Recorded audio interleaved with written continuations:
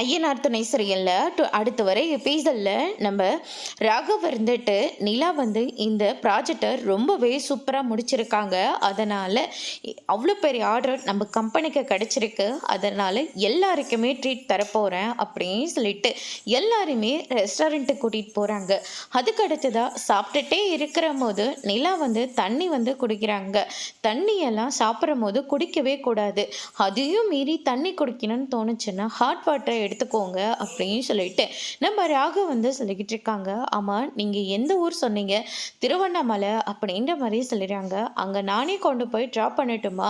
அப்படி இருந்தால் சொல்லுங்க அப்படின்னு சொல்லிட்டு ராகவ் வந்து சொல்லிக்கிட்டு இருக்காங்க. நிலா மேலே ஓவர் கேரிங் எடுத்துக்கிறதுனால மேனேஜர் எல்லாமே சந்தேகப்பட ஆரம்பிக்கிறாங்க.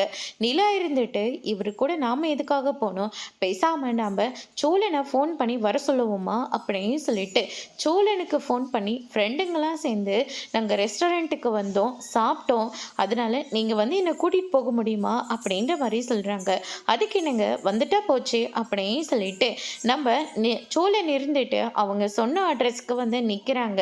ராகவ் இருந்துட்டு நிலா என்னுடைய ஆள், அவளை பத்திரமா கூட்டிகிட்டு போ அப்படின்ற மாதிரி சொல்கிறாங்க. இதை கேட்டோன்னே சோழன் வந்து பயங்கரமாக ஷாக் ஆகுறாங்க. அதோடு இன்னைக்கான ப்ரோமோ முடிச்சிருக்காங்க.